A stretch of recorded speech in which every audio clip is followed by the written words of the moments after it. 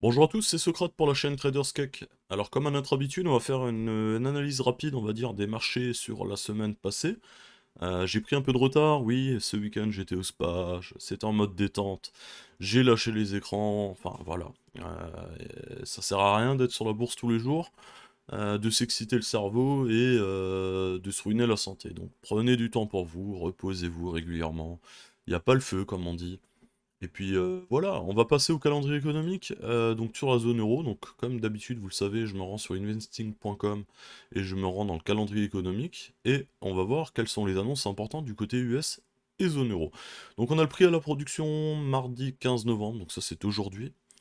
Sachant que je vais publier cette vidéo probablement aux alentours de 13h, donc vous aurez à 14h30 les indices de prix à la production. Donc à savoir que la prévision pour l'instant est de 0,4% à surveiller. Ça peut avoir un petit effet de volatilité. On a les ventes au détail, le discours de Madame Lagarde, présidente de la BCE, donc mercredi 16 novembre à 16h. On a l'IPC, donc ça c'est l'indicateur de l'inflation pour la zone euro à 10h. Je suis complètement à côté de la plaque. À 11h, pardon, et les taux attendus est de 10,7%. Donc à survivre, à suivre, pardon, je vais y arriver, hein, pourtant on n'est pas lundi matin. On va également avoir un discours de Lagarde le vendredi 18 novembre à 9h30 pour la zone euro toujours, et les ventes de logements existants. Alors vous savez, si vous suivez mes vidéos, que c'est un indicateur que j'aime bien suivre, puisque comment dire, la construction, les bâtiments, les résidences, tout ça, c'est quand même un peu le fondement économique, en tout cas c'est un des premiers indicateurs économiques de la santé d'un pays, donc très intéressant pour le calendrier. On va passer tout de suite à l'analyse des charts. Si c'est pas encore fait, pense à liker et à t'abonner à la chaîne, et si tu as des remarques, n'hésite pas à les mettre en commentaire. A tout de suite.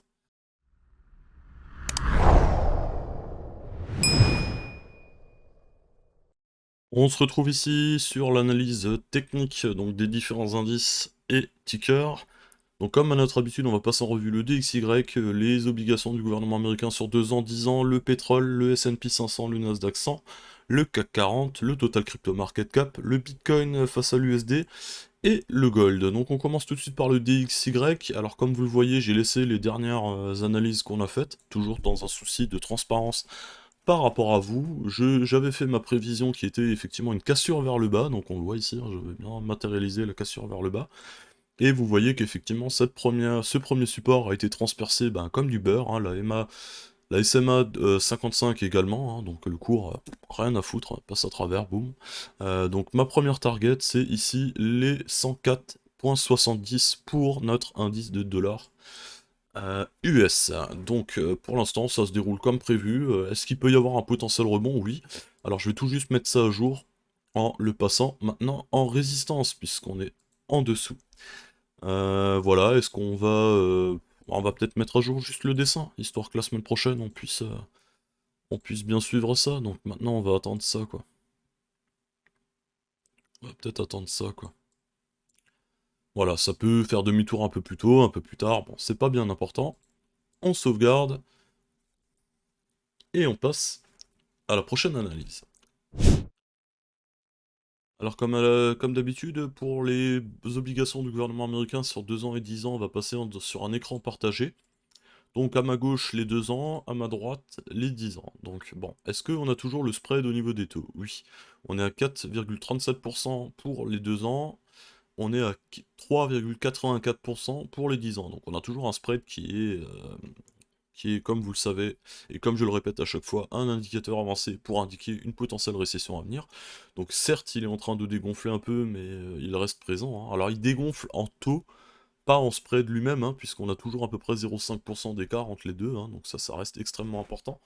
N'oubliez pas que normalement les obligations sur 10 ans sont censées avoir des taux supérieurs aux obligations sur 2 ans, hein, puisque vous avez un engagement qui est plus long.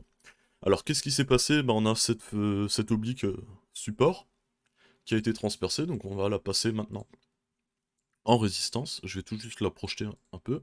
Donc vous voyez qu'effectivement on l'avait bien matérialisé, on est passé à travers, on a rebondi sur la SMA 21. Donc je le rappelle, hein, ici la SMA 21 qui est la ligne blanche, la 55 qui est la bleue, et la 233 qui est la jaune, qu'on ne voit pas ici d'ailleurs, qui doit traîner quelque part là en bas, ouais, c'est ça.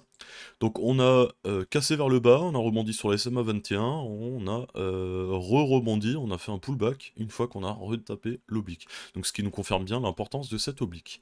Prochaine target, probablement un retour sur les SMA 21. Est-ce qu'on va faire un double creux ici de ce genre-là? Alors attendez, je vais vous agrandir un peu ça, parce que sur le PC, ça doit pas...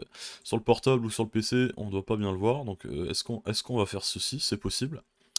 Néanmoins, pour l'instant, le scénario à privilégier, vu qu'on a eu les indications que l'inflation est à la baisse, enfin, en tout cas, ne progresse plus autant qu'avant, le plus probable serait de descendre ici sur ce premier support. Donc je matérialise ça comme ça. On passe du côté des obligations à 10 ans. Donc là, on avait tracé cette fameuse neckline en disant que, attention, si on passe à travers, la baisse est probable. Donc là, notre target, effectivement, est plutôt la SMA 55, donc ça nous ramènerait ici à peu près, quoi, sur les niveaux de 3,47%, ça serait pas mal, là où ici on serait plutôt à 4%, quoi, hein. Donc, alors attendez, hop, voilà, je mets un petit trait comme ça. Donc, bon, bah évidemment, si les taux baissent, les obligations baissent, c'est plutôt encourageant pour les indices, ça leur permet de prendre un petit bol d'air frais et de potentiellement se retourner à la hausse.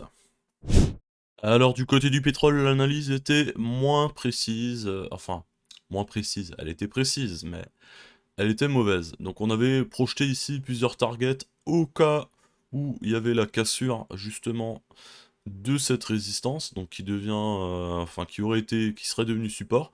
Donc on voit que le pétrole a été rejeté, donc notre scénario a été invalidé.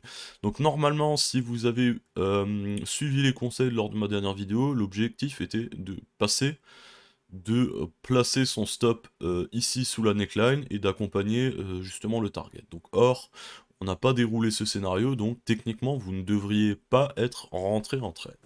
Donc là, on a eu un rebond, un rejet, donc je vais supprimer effectivement ces dessins, puisqu'ils n'ont plus lieu d'être. Donc on a eu un rebond, hein, donc on voit vraiment cette résistance ici, elle est capitale en fait, hein. Elle est vraiment capitale, je veux dire, hein. C'est une résistance très importante. Il faut la garder à l'œil. Alors un range trader ici pourra jouer à chaque fois le rebond, si le scénario le permet. Donc un pétrole qui dévisse, ben, c'est un bon signe pour l'inflation, puisque il faut savoir que tout ce qui est, entre parenthèses, les combustibles, ce que j'appellerais l'énergie, en gros, ou la matière première, est un des premiers facteurs, on va dire, pris en compte par les taux d'inflation. Donc effectivement, là, un pétrole qui baisse, c'est plutôt favorable pour l'économie de manière globale. Alors ça peut aussi être, et ça c'est très difficile à prévoir, mais ça peut aussi être un signal avant-coureur que une potentielle récession se prépare, puisque le pétrole aime la croissance, entre guillemets, si je peux dire ça comme ça, et avec une croissance en déclin, bah, effectivement les projections et le pétrole en lui-même peut baisser. Donc qu'est-ce qu'on a comme prochaine target? On a le support ici, matérialisé en vert, sur le niveau de 84,07. Donc on va voir ce qui se passe. Est-ce qu'il y a un rebond, une confirmation? Faites attention ici au potentiel double top. Donc à cassure de cette neckline, il faut projeter ici la profondeur de creux pour avoir un objectif de baisse. Donc potentiellement réintégration du canal. Alors je vais enlever quelques dessins parce que on a ici déjà pas mal de choses. Donc voilà ce qu'on anticipe. C'est à peu près ça, hein. Donc faites attention ici à la cassure de la neckline, donc qui se retrouve, on va dire, en superposition avec la SMA 233, qui normalement devrait faire son travail, mais bon, vous voyez ici, on a bien rebondi dessus. Donc 6 cassures de la SMA 233, on part au sud, direction les 74, alors dans un premier temps les 77, dans un deuxième temps les 74-60, hein. Ça me paraît pas déconnant pour le pétrole. Au niveau des momentum, bah, c'est plutôt flat, hein, il se passe pas grand chose, forcément, puisque le cours il est un peu rangé ces derniers temps.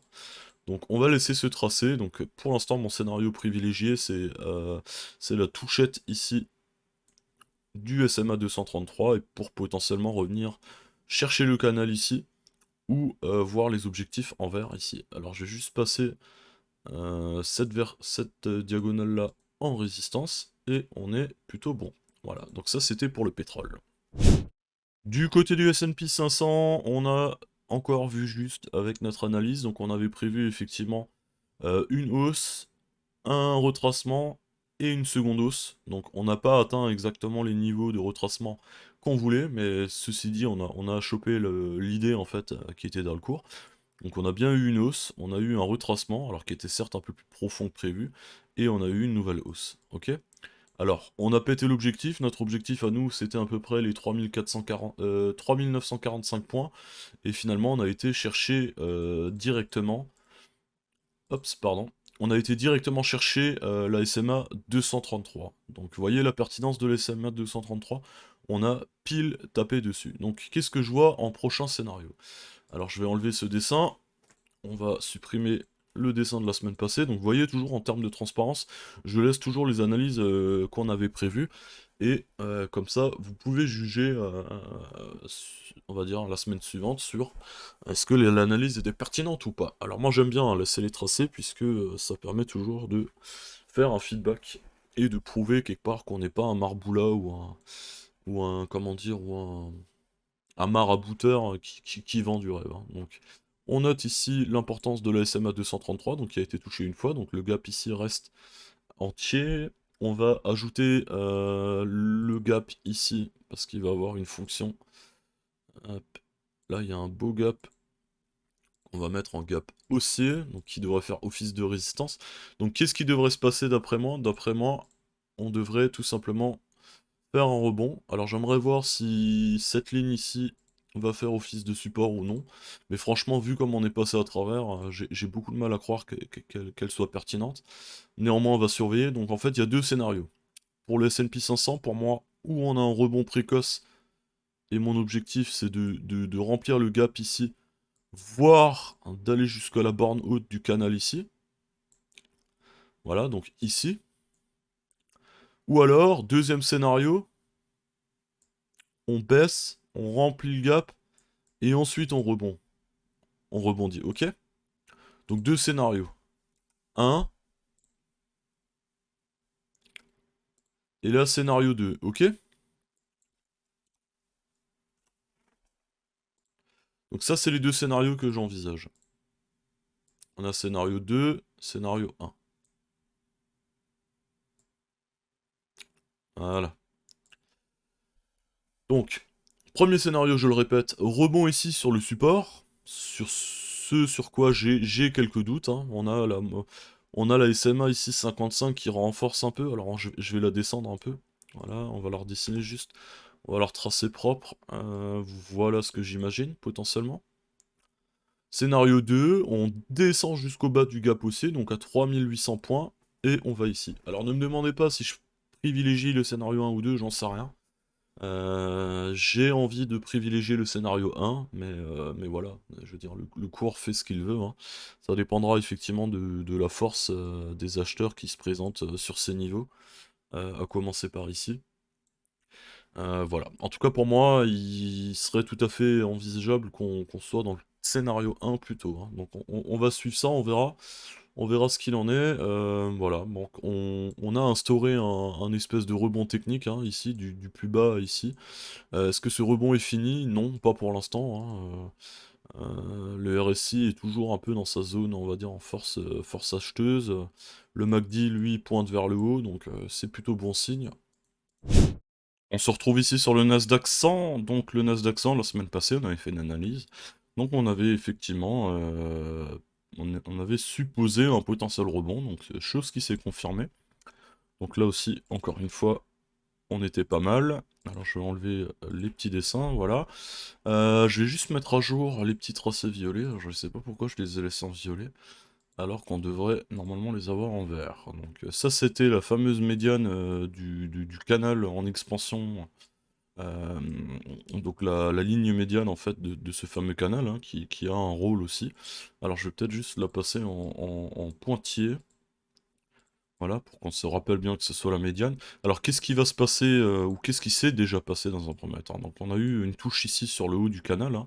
Donc ce canal, je le rappelle, c'est un canal de longue date, hein, puisque vous le voyez, c'est à peu près le canal qui régit comment dire, la tendance baissière. Donc là, une correction à la touche de ce niveau ne me surprend pas. Sachez que cette nuit, on a également eu une annonce du côté des Chinois qui annonçait en gros une croissance inférieure aux attentes. En tout cas supérieure à la nôtre en Europe et aux États-Unis, mais inférieure par rapport à leurs demandes. Donc évidemment sur le Nasdaq, ça a un impact aussi. À quoi il faut ça? Alors attendez, avant de parler de à quoi il faut s'attendre, je vais juste placer ici le gap haussier, puisqu'effectivement on a un gap haussier ici. Hop, voilà. Donc, moi, je prévois un scénario. Alors, contrairement au S&P 500, je pense qu'on a... Non, on a deux scénarios aussi. On peut potentiellement avoir ici la retouche pour rechecker ici. Ou alors, deuxième scénario, comme pour le S&P 500, combler le gap haussier pour revenir vers la hausse. Bon, alors est-ce qu'il y a fondamentalement grand chose d'autre à dire pour l'instant? Non. Si ce n'est peut-être une résistance ici que j'ai pas matérialisée, hein, ici pile poil. Ouais, non, elle est relativement obsolète celle-ci. Voilà, on a un RSI qui navigue autour de la médiane. Bon, il y a de l'indécision, donc ça c'est normal, hein, je veux dire. C'est des choses qui arrivent. Bon, qu'est-ce qu'on peut dire d'autre sur le Nasdaq? Bon, bah, écoutez, hein, deux targets potentiels, une petite correction à 11 400. Potentiellement aussi une grosse correction à 11 000, hein, donc ça serait histoire de faire peur à tout le monde. Est-ce qu'on va peut-être instaurer ici un nouveau canal? Peut-être, peut-être. Dans quel cas, je vais tout de suite vérifier si je le clone, si j'ai une symétrie avec les points bas ici. Ouais, tout à fait. Donc écoutez, on va le matérialiser comme ça. Franchement, ça me paraît pas mal. Moi, j'aime bien quand il y a des points hauts et des points bas qui sont symétriques. Ça permet des fois d'identifier de manière assez précoce comment dire, les futurs canaux, quoi. Ouais, on est pas mal, ouais. Ça me paraît pas mal. Alors, je vais juste redessiner ça. Voilà, potentiellement ça. Voilà, ou ça. Ok, on est pas mal. Alors, évidemment, si on casse au-dessus de ce canal-là, enfin de cette borne, c'est extrêmement bullish. Donc, il va vraiment falloir attendre de casser là au-dessus pour avoir un signe vraiment clair qu'il y a une relance qui se fait, hein. Alors, il faudra juste faire attention par rapport au niveau de Fibo que je vais tracer tout de suite. Voir si on n'a pas un niveau de Fibo qui pourrait engendrer un piège baissier. Non, on est large. Alors, on a pété les 0,32, on a fait un retour. Bon, prochaine target 0,5. Je vais le placer ici, celui-là. Je vais le décaler ici. C'est vraiment ici la zone dangereuse, hein. C'est vraiment...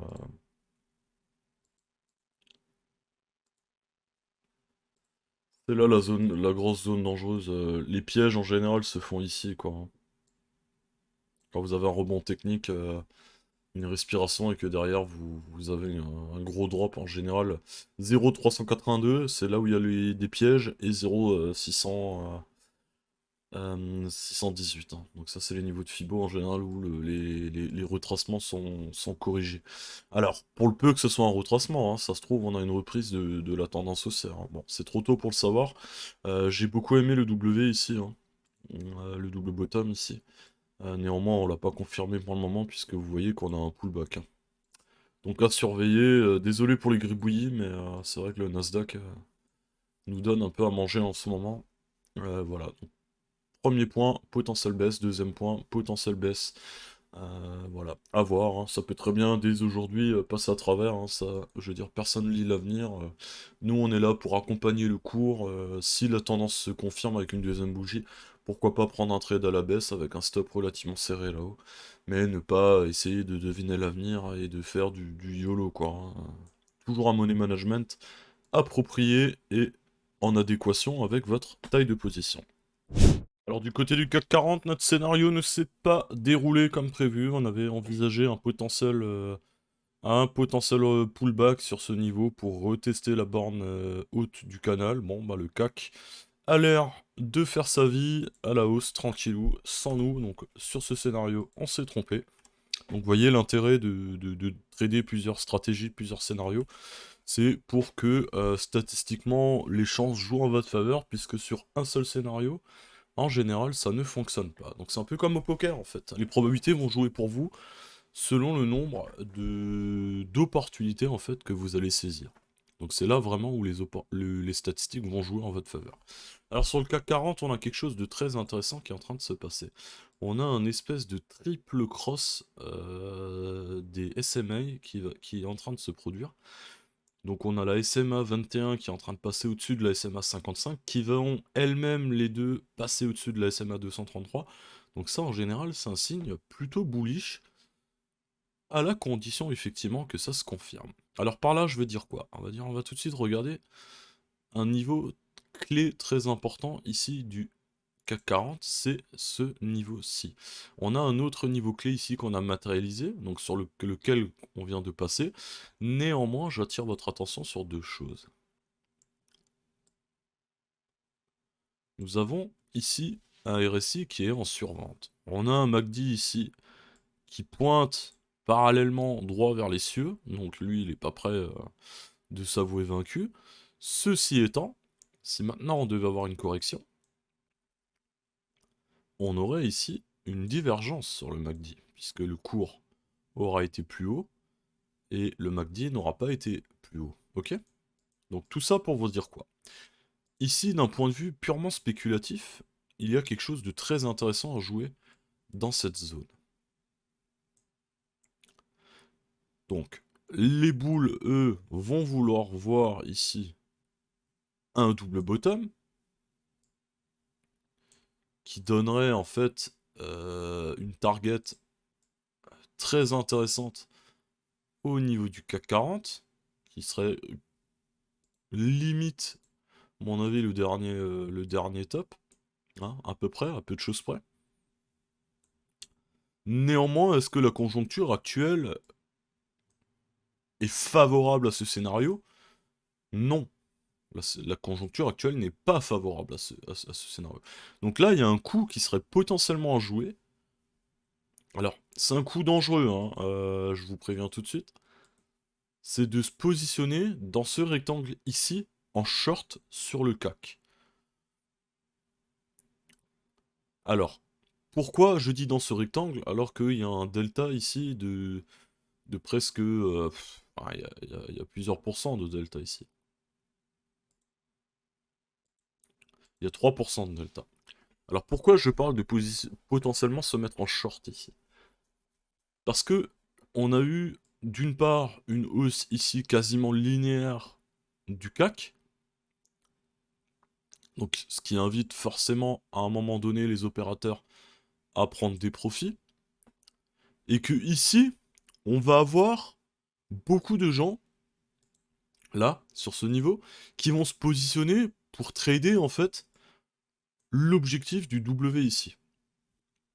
Alors, je vais en venir à mon raisonnement. Ces gens-là vont se positionner ici et vont mettre leur stop du genre quelque part ici, juste en dessous de la neckline, hein. Donc qu'est-ce qui va se passer si ce scénario s'invalide? Eh ben en fait, vous allez avoir une baisse brutale, puisqu'on va taper les stops les uns après les autres, et il va y avoir un gros sell-off, en gros, hein. Enfin, je dis sell-off, le mot est un peu fort, mais c'est l'idée, quoi, hein.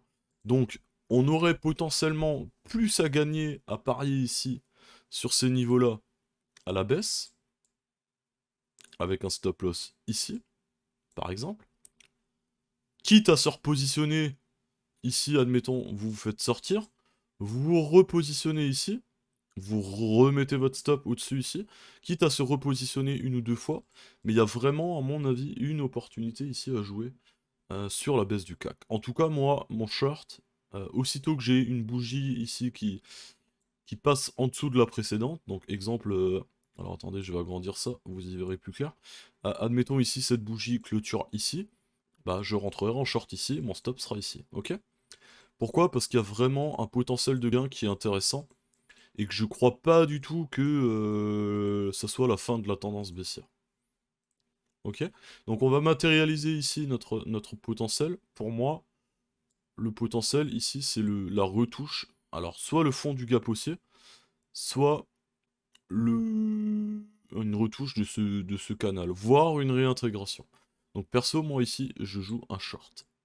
Short CAC 40.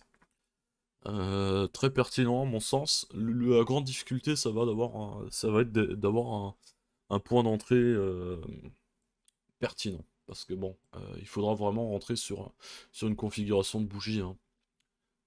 Idéalement, j'aimerais voir de grandes mèches comme c'est le cas maintenant.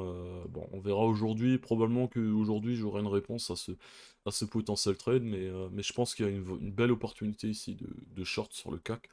Mais c'est vraiment ce qu'on appelle être contrarien, puisque là, tout le monde sera haussier, hein. Regardez, regardez ce qu'il fait le CAC 40 depuis le 29 septembre. Il monte quasiment en ligne droite. Il a eu une correction ici, et autrement, il est que monté en ligne droite, quoi. Donc, ouais. Moi, j'ai vraiment envie de jouer cette baisse, quoi, hein. Donc, je vais supprimer ça. Je vais supprimer ça. Je vais supprimer ça. Et on va juste garder avec le stop ici, hein, par exemple, hein. Ok? Donc ça, c'est pour le CAC 40. Pour moi, il faut jouer ici un potentiel pullback, hein. Ce niveau-là, honnêtement, je vois pas les fondamentaux, comment dire, macro, qui permettent de retourner à l'ATH, parce que c'est l'objectif, hein. Si on casse ici au-dessus, si le CAC demain nous fait ça, bah là c'est pour aller ici en fait, hein. Il y a pas grand-chose d'autre qui nous intéresse que ici, hein.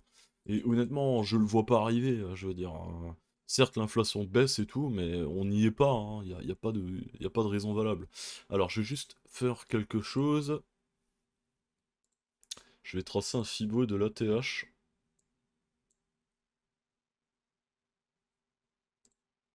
Hop, pardon. On va y arriver. Là, ici, pour voir quelque chose. Ouais. Regardez où on arrive, les amis. Regardez où on arrive. Ok? Vous me suivez? Je vais supprimer cette ligne. On va peut-être la mettre... On va la supprimer. Voilà. Vous me suivez dans le raisonnement? Bon. Bah écoutez, moi, je me positionnerai ici, sur les 0,618. Avec un stop assez large. Donc pas un gros levier, une position modérée. Nous voilà sur la capitalisation totale des marchés crypto. Et on retrouve ici nos tracés de la semaine passée. Donc on avait identifié deux potentielles résistances. Donc la première, l'oblique, la résistance d'oblique baissière ici. Donc le fameux canal de longue date qu'on est en train de tracer ici, ok. Et qu'est-ce qui se passe? On a pété le canal et je vous avais dit attention à la SMA 55, si on clôture au-dessus c'est bien, si on clôture en dessous c'est pas bon. Alors on a eu effectivement une clôture au-dessus, et puis c'est passé quelque chose de très important dans la sphère crypto.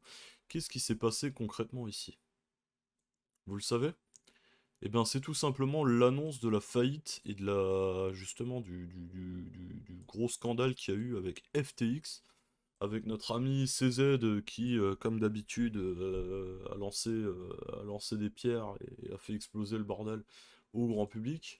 Alors bon, on est retourné techniquement parlant exactement sur la zone que je vous disais, qui est très intéressante, qui est ici, sur laquelle effectivement les acheteurs se sont de nouveau présentés.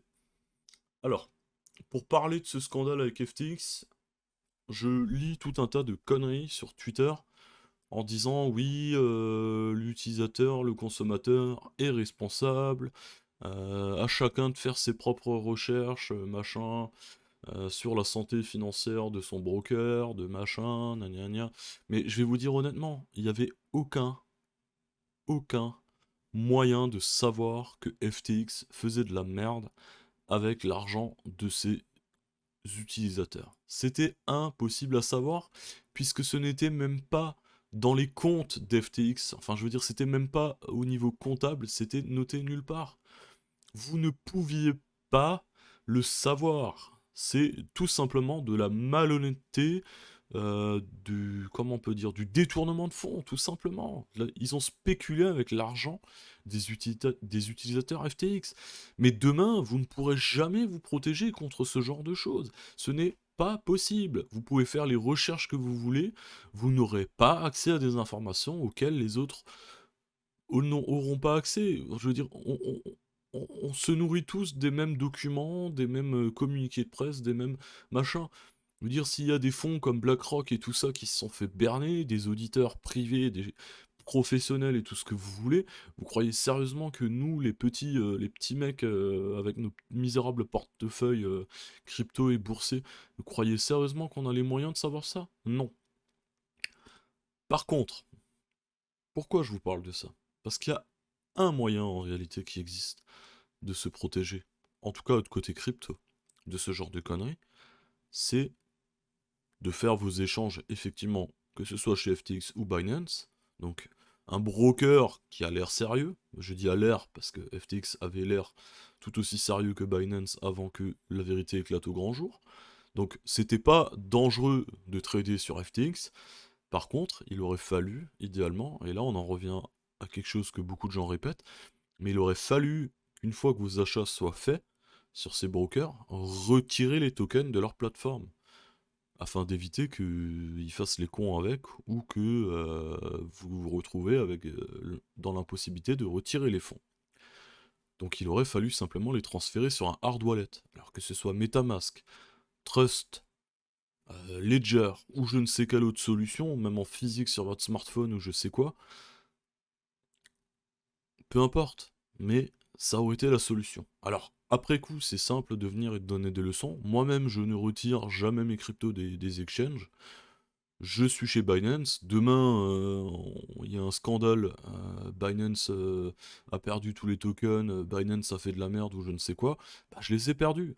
Mais ça me donne sérieusement quand même à réfléchir à peut-être acheter une Ledger ou alors de transférer ça sur mes comptes MetaMask et Trust Wallet.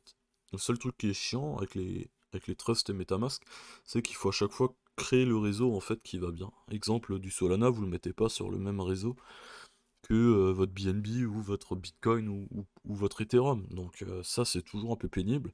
Et espérons qu'un jour il y ait quelque chose, peut-être que ça existe déjà, hein, que je suis juste pas informé, mais une espèce de smart chain unique qui est multifacette et sur laquelle on peut mettre toutes les adresses crypto, quoi. Bon, je sais pas si ça existe, vous pouvez me le dire en commentaire si jamais ça existe.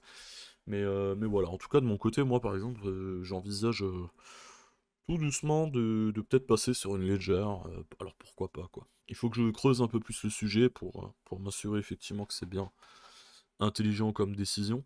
L'idée c'est pas de passer mes actifs d'une crapule à une autre quoi, hein, donc voilà. En tout cas CZ, merci CZ, hein, il a vraiment fait exploser une bulle et une bombe. Voilà, comme d'habitude, hein, CZ, Musk, compagnie, hein, c'est toujours les mêmes hein, qui foutent le carnage en crypto, parce que pour moi, en fait, ici, on n'aurait pas dû tomber autant, hein. C'était... Alors que ça rebaisse et qu'on recheck peut-être, oui, mais pas comme ça, quoi, pas en 2 jours, hein, parce que là, je peux vous dire... Alors, ici, je vais vous le dire, mon wallet crypto était à plus 35%. Alors que j'ai fait mes achats, genre... alors j'avais acheté du Cardano il y a longtemps, enfin il y a longtemps, il y a 2-3 mois, et j'avais commencé à racheter du Matic et du Solana. Bon. J'étais à plus 35% ici de mon wallet en quelques semaines. Ok? Là, j'étais à moins 30% sur mon wallet. Bon, ça pique. Honnêtement, même si j'ai pas mis grand chose, j'ai dû mettre 5 000 € ou un truc comme ça. Mais passer de plus 35 à moins 30%, ça fout les boules. Parce qu'on se dit quoi, merde, fait chier quoi. Et si maintenant la crypto partait dans le sud, en enfer, je sais pas moi, est-ce que c'est la fin de la crypto? Est-ce que gna gna gna? Ben écoutez, on sait pas. Ce qui est sûr, c'est que ce scandale avec FTX va avoir des répercussions majeures. À court terme, à moyen terme et à long terme. Ça, c'est sûr et certain. Les volumes d'échanges vont probablement baisser, puisque beaucoup de gens vont retirer leurs cryptos, les mettre sur des hard wallets. D'autres vont carrément vendre et se dire moi je me barre, j'en ai marre. Donc c'est ce qu'on appellerait une capitulation. Alors est-ce que ici on a eu une capitulation? C'est possible. Est-ce qu'on peut en avoir une autre? C'est possible. Est-ce que Bitcoin demain peut tomber à 10 000 $? C'est possible. Donc, vous voyez, ce que j'essaie de vous dire, c'est qu'on peut pas savoir de quoi est fait la suite. Donc, allez-y doucement avec vos wallets crypto. Je vois trop de gens qui sont all-in crypto, quoi. C'est de la folie. Les gars, c'est de la folie. Diversifiez vos investissements. On peut pas diversifier en crypto. Arrêtez de raconter des conneries en disant j'ai 5 ou 6 cryptos ou même 20 cryptos différentes, je suis diversifié. Non, vous n'êtes pas diversifié parce que tout ça c'est la même chose. Peu importe le smart contract, peu importe les fonctionnalités du token, ça reste le même univers. Demain vous avez Binance qui se pète la gueule, elles vont toutes manger. Vous avez crypto.com qui apparemment, j'ai entendu dire, sont un peu en difficulté financière aussi, bah, qui se pète la gueule, bah, ça va manger. Vous avez Coinbase qui se prend une baffe, ça va manger. Donc là, si le château de cartes doit s'effondrer, c'est tout l'écosystème qui va prendre les amis, hein. Donc allégez-vous, diversifiez avec de la bourse traditionnelle ou autre chose, mais mettez pas tout en crypto. Et si vous avez des gros leviers en ce moment, en long ou je ne sais quoi, et que vous n'avez pas encore été purgé, bah, c'est peut-être le moment de réfléchir à la connerie que vous avez faite et de réduire votre exposition. Donc voilà, c'était la petite parenthèse un peu longue par rapport au monde de la crypto. Alors encore une fois, il y a des gens qui parleront mieux de la crypto que moi, mais franchement, je sais pas pour vous, mais moi j'en ai un peu marre des dramas continus en crypto, et c'est pour ça que je me tourne de plus en plus, et d'ailleurs ça fait déjà un petit moment pour ceux qui me connaissent, vers les marchés traditionnels, les futurs, les choses comme ça, quoi, parce que c'est quand même... la crypto, c'est quand même des fois... c'est n'importe quoi. Un tweet d'Elon Musk et c'est bon, il y a des actifs qui prennent 30%. CZ qui lâche une caisse dans sa bagnole et hop, ça perd 20%. Enfin bon, faut arrêter quoi. C'est ridicule. Tout le monde prétend être dans la crypto pour le potentiel futur de ce truc. Et en réalité, les gens, ils font du casino. Ils font du casino. Donc bon, voilà. Moi, ma position, je l'ai pas coupée, je l'ai pas renforcée non plus, hein. Je m'étais posé la question, justement, est-ce que je la renforce ou pas? Mais non. Tout simplement parce que si je la renforce, ça veut aussi dire que quelque part, j'augmente mon exposition. Alors c'est bien de faire du DCA, mais c'est pas forcément bien de trop s'exposer. Et là, j'estime que par rapport à l'affinité que j'ai avec la crypto en ce moment précis, 5000 euros de capital en crypto, c'est déjà presque trop en vrai, hein, par rapport à la conjoncture. Donc voilà, je laisse mon billet. Là, le portefeuille s'est un peu régularisé, je suis plutôt à -20 aujourd'hui. Mais voilà, en tout cas, bon, c'est comme ça, hein. Donc le plus 35 à -30, je l'ai surtout eu à cause de Solana. En fait, j'avais trois positions de taille équivalente, Cardano, Matic, Solana. Et Solana a pris un truc genre -50, -60% en quelques jours, quoi. Donc c'est vraiment là où j'ai dégusté, quoi. Ça a vraiment plombé mon portefeuille. Donc voilà, c'était la petite parenthèse. On va passer à l'analyse du Bitcoin. On se retrouve ici avec le Bitcoin face à l'USD. Donc on avait prévu un scénario à la hausse. Franchissement de la SMA 55 qui ne s'est pas faite. Retest de la résistance avec correction qui ne s'est pas fait. Et l'atteinte de notre target qui ne s'est pas fait. Donc forcément tout ça, ça s'est pas fait.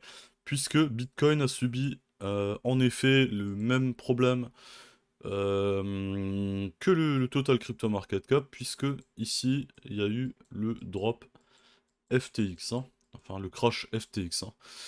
Donc bon, pas grand chose à dire, si ce n'est que pour un investissement à long terme, effectivement ce niveau-là peut être pertinent. Alors on se trouve où effectivement en ce moment? On se trouve sur la SMA 233. Donc je vais juste supprimer ce carré. Hop là, excusez-moi. Hop, ça c'était la zone d'achat d'intérêt. Voilà, on va repasser en weekly, on va regarder ça. Donc là, on est effectivement pile sur ce niveau. Donc là, je vous fais pas de dessin. Si ce niveau tient pas, ben c'est la cata, hein. Retour au 12 421 si le prix ne tient pas cette cote ici. Donc est-ce que c'est un niveau stratégique pour faire de l'achat à long terme? Oui, tout à fait. Pour moi, je vous avais dit, la zone pertinente déjà était ici. Donc là, on l'a complètement défoncé. Donc on va la supprimer, on va mettre à jour cette ligne qui devient une résistance, et voilà où nous en sommes, hein. Alors franchement, si on tient pas ce niveau, on part à 12 420. Ouais, ça, il faut pas vous faire de film, hein. Alors on va peut-être rajouter un niveau ici, qui peut aussi être pertinent, mais en tout cas, on est... si on tient pas ce niveau-là, on y va les gars, hein. Ça c'est sûr et certain, hein. Donc vraiment là, ce que moi je veux voir, c'est déjà, est-ce qu'on repasse ce niveau? Si on réintègre potentiellement ce niveau, on peut peut-être reprendre comme si de rien n'était. Bon, vous attendez pas à ce que ça soit directement comme ça que ça se passe. Pour moi, le scénario le plus plausible, je dis bien le plus plausible, c'est de ranger en fait dans cette zone pour l'instant, hein. C'est ce qui va, à mon sens, falloir privilégier. Donc ça, c'était pour le Bitcoin. Il n'y a malheureusement pas grand-chose d'autre à dire. Si ce n'est peut-être qu'on a une divergence haussière ici. Donc si je trace ici, en blanc, en pointillé, et ici, une divergence haussière. Donc on est là, tac, tac, voilà. On a une divergence haussière sur ce niveau-là. Alors droite verticale ici, droite verticale ici, voilà. Bon, bah écoutez, il n'y a pas grand chose d'autre à dire, si ce n'est qu'on a une divergence ici. Donc franchement, point d'accumulation ici, sans aucun problème, hein. Sans aucun problème pour l'accumulation ici, hein. Voilà. Là, moi, perso, bon, moi, je suis déjà en position, je suis rentré à peu près ici, donc voilà, j'ai envie de vous dire, moi, je suis déjà en place. Bon. Ici, point d'accumulation. Après, il va falloir surveiller. Si on casse ces deux bornes-là, franchement, on va partir pour des années de bear market. On n'y est pas encore, hein, donc le Fibo, là, on le vire, hein, puisque il n'a pas eu... vous voyez, on n'a même pas tapé les 0,382, hein, donc... alors, ce qu'on va peut-être faire, on va peut-être le décaler ici. Voilà. Ce qui nous amènerait une target potentielle ici. Et une target potentielle ici. Voilà. Bon. On n'y est pas encore, les amis, hein, vous emballez pas. Voilà. Bon, en tout cas, à suivre, vu ce qu'on vient de faire là. Mais en tout cas, regardez, hein, historiquement, la 233, elle a quand même fait le boulot, hein. Si vous regardez, historiquement, on a toujours été au-dessus, hein. C'est, je crois d'ailleurs, la première fois qu'on la touche vraiment, hein. Donc est-ce qu'on est à deux doigts de passer en dessous et du coup, pendant des années, faire des hauts et des bas en dessous, ben c'est possible, hein. Mais bon, croisez vraiment les doigts, les amis, qu'on défende cette position. On va passer au gold. Alors, pour le gold, là, notre scénario s'est bien déroulé comme prévu. Même, je dirais, bien plus que prévu, hein, puisque le gold a littéralement explosé. On l'avait vu ici, une résistance qui a fonctionné, hein, puisque on a tapé dedans, on a corrigé, on est reparti. Alors, on n'a pas eu le pullback sur le support ici. Donc, hop, excusez-moi. Je voulais la passer en support. Voilà, on la passe en support. 2 points, tralala. Ça, on va virer. Ça, on va virer. Et ça, on va virer. Donc voilà, donc on a éclaté le premier objectif qui était ici. On a éclaté la résistance ici. Et on est directement allé taper dans la SMA 233. Et mieux encore, on l'a complètement explosé. Donc bon, on va voir ce que ça donne, hein. Alors, en termes de hausse, ça représente quoi? Ça représente quand même une belle hausse, hein. On est presque 9% 80 en termes de jours. Ça représente quoi? Ça représente... ouais, on a une hausse de 10% en 12 jours, quoi. C'est énorme. Alors bon, ici on a confirmé le W, donc je vais tracer ici la neckline du W qui devient support aussi, hein. Donc on peut même la prolonger jusqu'à ici. Voilà, on peut la mettre comme ça, voilà. Donc pour moi, qu'est-ce qui va se passer? Je pense qu'il va y avoir une respiration ici. Donc correction, et puis retest, hein. Ça c'est pour moi le scénario à privilégier. Donc on va s'arrêter là-dessus, parce qu'honnêtement, faire des vidéos d'analyse technique hebdomadaire, c'est plutôt long. Ça me prend beaucoup de temps, ça paraît pas long dans les vidéos, hein, vous voyez des vidéos de 25-30 minutes, voilà, mais moi je dois enregistrer, je dois analyser, je dois faire le montage, je dois publier, je dois faire la miniature, la vignette, tout ça. Tout ça pour au final me rendre compte que la moyenne de visionnage de mes vidéos est à peu près entre 8 et 12 minutes sur un contenu qui en fait 35. Tout ça évidemment gratuitement, puisque je ne suis pas monétisé par YouTube, je ne suis pas... alors, j'ai des gens qui soutiennent hein, dans le Discord, sur les commentaires, tout ça, je vous en remercie. Mais je vous avoue qu'il y a des jours, c'est un peu difficile de se motiver en sachant qu'il n'y a pas de retour. Les gens s'abonnent pas, les gens likent pas la vidéo, les gens commentent pas. Je crois que les statistiques me donnent 70% de gens qui regardent les vidéos qui sont pas abonnés. Bon, bah c'est un peu démotivant. Je vous avoue que je suis en train de me demander si ça a du sens de continuer la chaîne et de m'investir autant pour un retour aussi médiocre. Voilà, donc faites-moi savoir dans les commentaires si vous souhaitez effectivement que je continue les vidéos, peut-être qu'on arrête les analyses techniques hebdomadaires et qu'on passe sur un contenu purement éducatif. Enfin, faites-moi part un peu de vos retours, de vos idées, de ce qui vous intéresserait vous particulièrement. Voilà, parce que moi, je vous le cache pas, je suis un peu démotivé. Je veux dire, ce temps-là, je le passerai à trader, je gagnerai de l'argent, et en fait, je préfère le partager avec vous.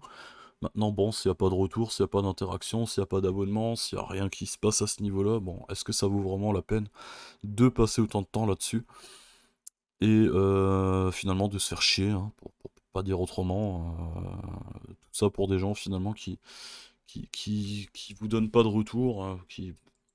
Bon, je sais qu'il y en a une partie d'entre vous, vous êtes fidèles, vous êtes plutôt intéressés, plutôt motivés. Donc on va regarder ça, on se tient au courant. Voilà, ou alors je passe sur un format, une vidéo toutes les 2 semaines. Bon, bah, écoutez, ça c'est peut-être envisageable aussi. Mais voilà. En tout cas, on a fait le tour des marchés. Donc globalement, ce qu'il faut comprendre, c'est qu'en ce moment, la crypto, c'est la loose day. Les indices technologiques, bof. Le CAC 40 plutôt en forme.